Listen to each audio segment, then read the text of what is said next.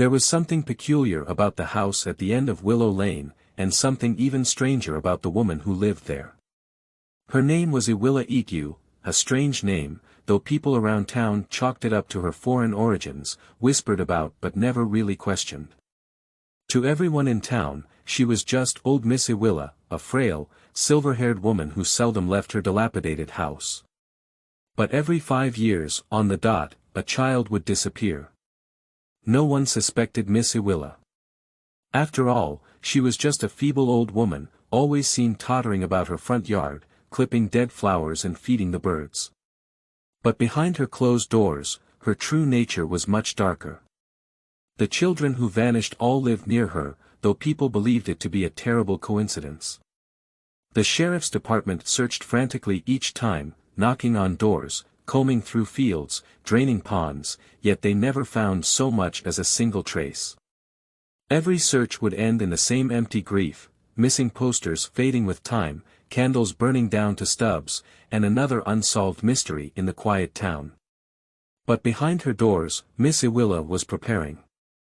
Preparing for a feast. Her small, cracked windows remained dim at night, but she could see perfectly in the dark. The scent of children wafted down the street, and she tracked each one's scent carefully, savoring it. Her old body may have looked fragile, but her skin was merely a disguise. Beneath the folds and wrinkles lay something ancient, something monstrous, with teeth that could tear through bone and claws sharp enough to shred flesh like paper. One quiet autumn evening, young Tommy Cooper was on his way back from his friend's house, clutching a bag of Halloween candy to his chest. The night was chilly, his breath visible in the air, and a single dim street lamp flickered overhead. He'd been warned not to walk past Miss Iwilla's house alone, especially so close to the 5-year mark. But 10-year-olds rarely listened, especially on Halloween. As he passed her gate, he heard a faint creaking. He froze, turning his head slowly. There, behind the wrought iron gate, Miss Iwilla was staring at him, her face half hidden in shadow. Her eyes glowed faintly, like twin embers in the night.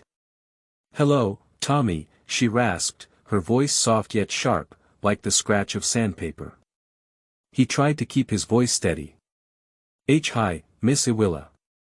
"Trick or treat," she whispered, her cracked lips curling into a smile. Tommy forced a polite laugh, feeling his skin prickle. "I already got candy." Miss Iwilla chuckled, a low, rattling sound that seemed to echo through the night. "But Tommy," she said, stepping closer to the gate, her bony fingers curling around the iron bars, "I have something much sweeter." The wind picked up, carrying the faint scent of decay. Tommy gagged and took a step back, gripping his candy bag tightly. But Miss Iwilla's eyes seemed to trap him, holding him in place. He felt a strange urge to move closer to the gate, to reach out. He was drawn to her like a moth to a flame. Miss Iwilla had that effect on all of them, a strange allure that left her prey helpless. As if her mere presence cast a spell, pulling him closer with an irresistible force he couldn't explain. Her eyes gleamed with a strange hunger, shimmering in the dim light as though a hidden fire flickered just behind her irises. She was always the first to volunteer to help in a search, her tone laced with a honeyed charm that made her seem almost motherly. But the warmth was an illusion, and Tommy could sense it too late.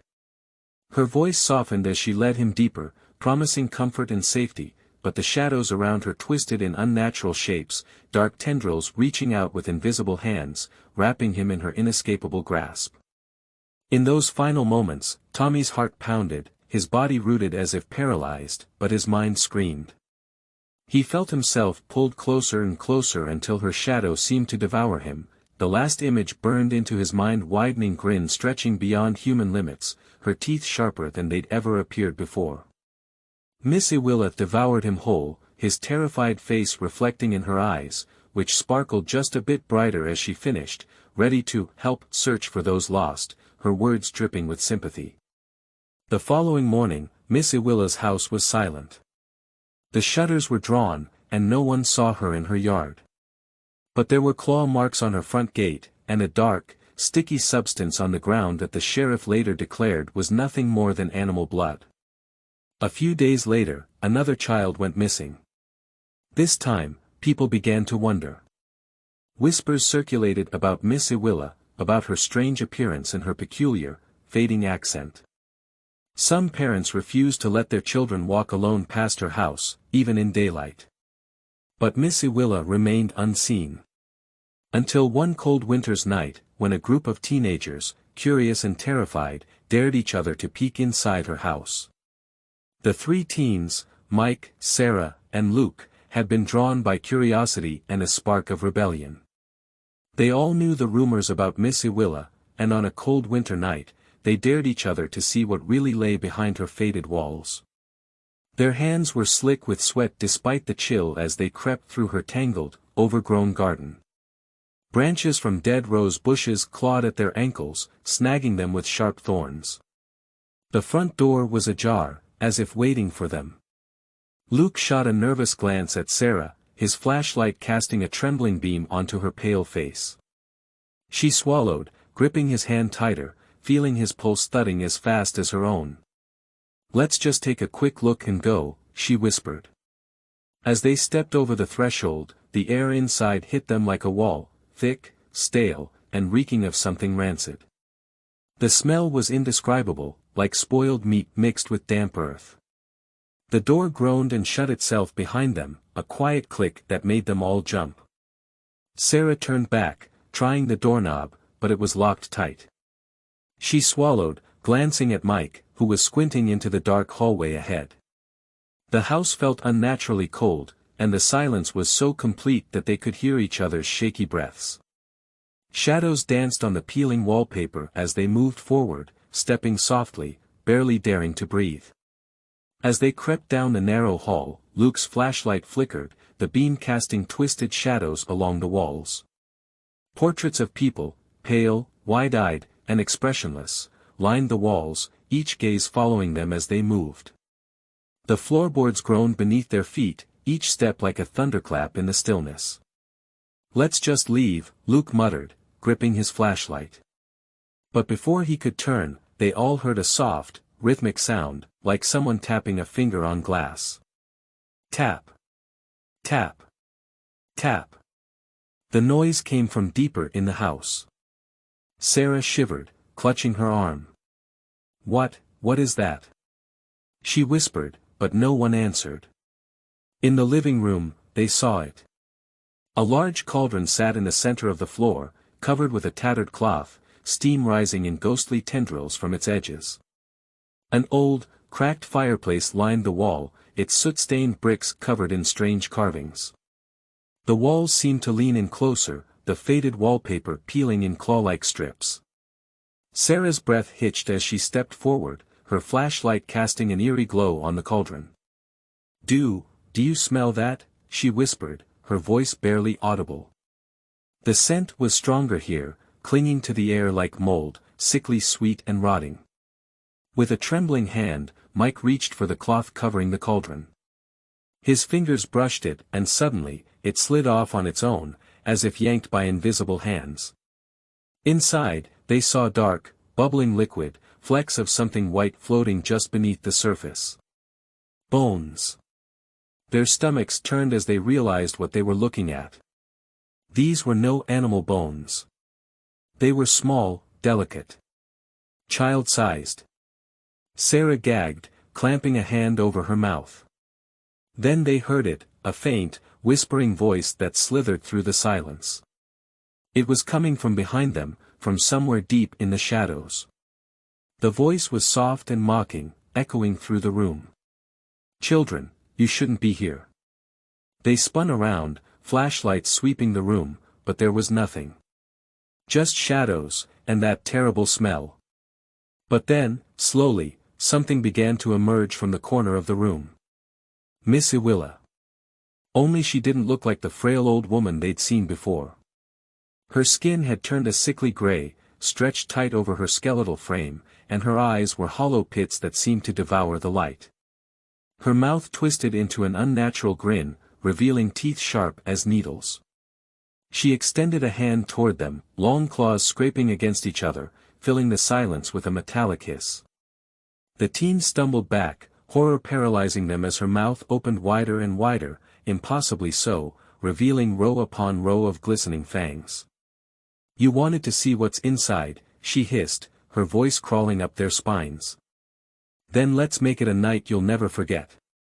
The teens screamed, turning to run, but as they bolted toward the door, the shadows seemed to close in around them, swirling like smoke.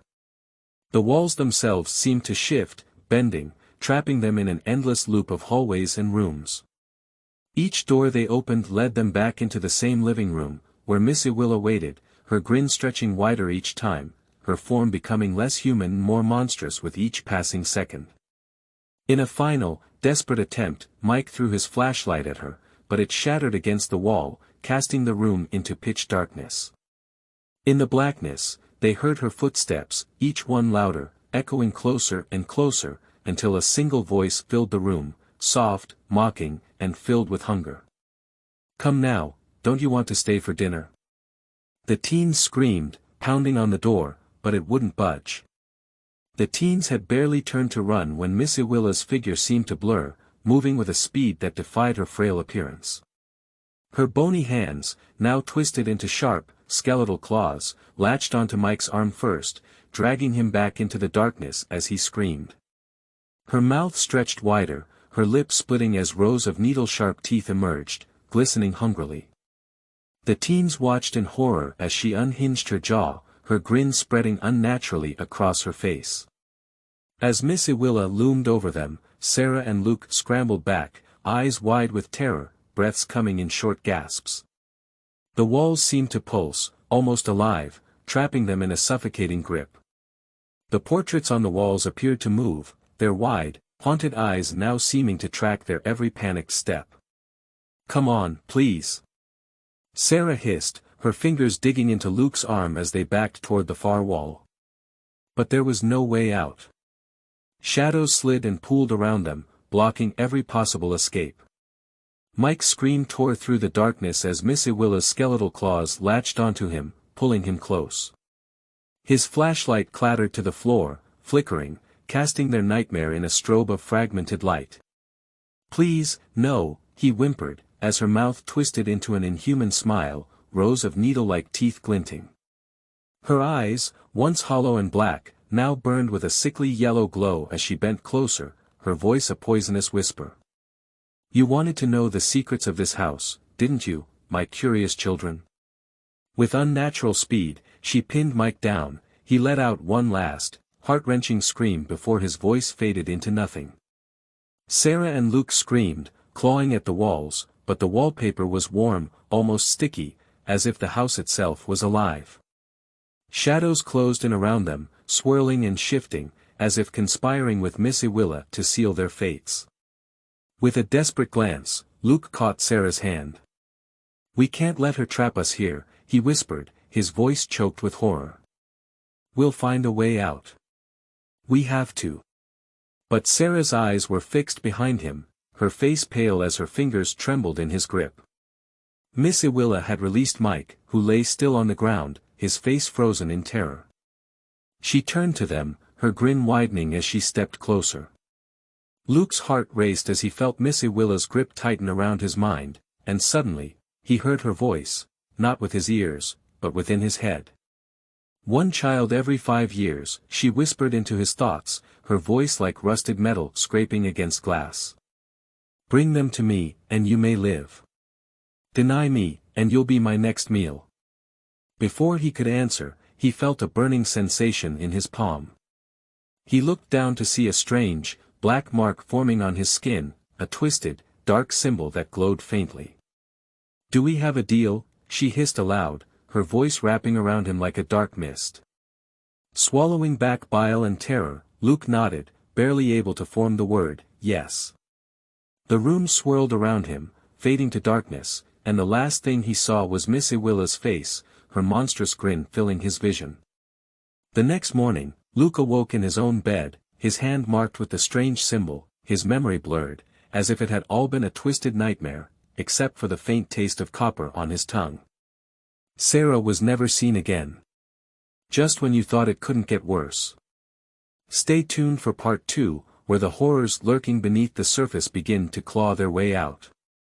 Make sure to subscribe and hit the notification bell